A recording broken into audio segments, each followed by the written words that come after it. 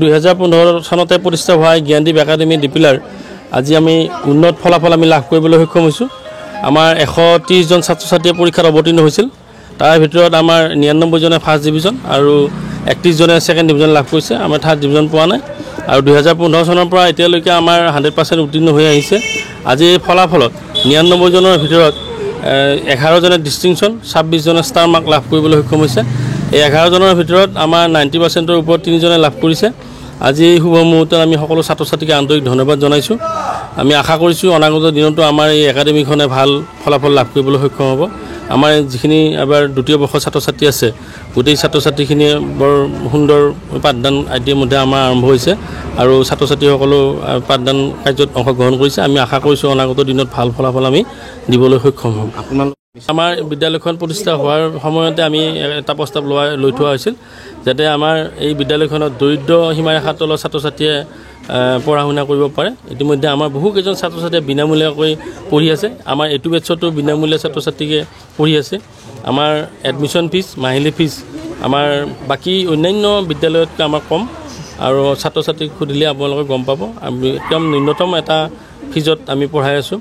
আমি এই বিদ্যালয়খনৰ এটা আমাৰ সপোন আছে যাতে আমাৰ এই অঞ্চলৰ পশ্চিমবংগলৈ অঞ্চলৰ দুখীয়া ছাত্ৰ ছাত্ৰীসকলে ইয়াতে পঢ়ি উন্নত ফলাফল লাভ কৰিব পাৰে। যিখিনি ছাত্ৰ ছাত্ৰীয়ে আমাৰ মঙলদৈ বা বেলেগ টাউন চহৰত যাই পঢ়িব নোৱাৰে সেইখিনি ছাত্ৰ ছাত্ৰীক আমি পঢ়াই এটা উন্নত ফলাফল দিবৰ কাৰণে আমি চেষ্টা কৰি আহিছোঁ। 2015 বৰ্ষৰ যিসকল ছাত্ৰ ছাত্ৰীয়ে এইবাৰ শুভ ফল লাভ কৰিলে সেইসকলক আমি ধন্যবাদ জ্ঞাপন কৰিছোঁ। সকলো ছাত্ৰ ছাত্ৰী আমাৰ গোটেই 130 জনে পাছ কৰিছে। সেই সকলোখিনিকে আমি ধন্যবাদ জ্ঞাপন কৰিছোঁ আৰু শিক্ষকসকল আমাৰ সকলো শিক্ষক ডেডিকেটেড।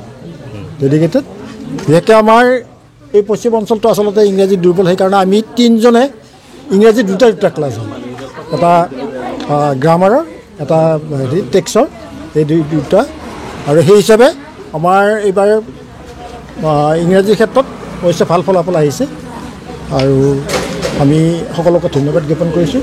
সকলোকে শুভেচ্ছা জ্ঞাপন কৰিছোঁ আৰু ইমান এটা ভাল ফলাফল দিয়াৰ বাবে।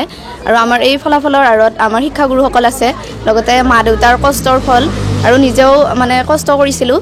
আৰু ছাৰ বাইদেউসকলে মানে আমাক এনেকুৱা নহয় যে অকল মানে বিদ্যালয়তে পঢ়াব, কেতিয়াবা ৰাতি 10-11 বজাতো যদি কিবা নোৱাৰা থাকে মই ফোন কৰিছিলোঁ আৰু আমাৰ গোটেইখিনি ছাৰ বাইদেৱে মানে সহায় কৰিছিল ফোনৰ জৰিয়তেও, মানে টেষ্ট এক্সামৰ পিছত। আৰু মই 91% পাবলৈ সক্ষম হৈছোঁ আৰু ছাৰ বাইদেউসকলক অশেষ ধন্যবাদ জনাইছোঁ আপোনালোকৰ জৰিয়তেও।